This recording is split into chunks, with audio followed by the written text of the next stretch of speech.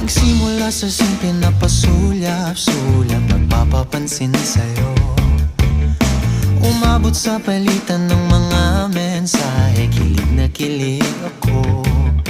Kumusta, kain na, hello, magandang umaga. Ingat ka, pahinga, huwag kang masyadong magpupuyat pa. Naramdaman ng puso na dahan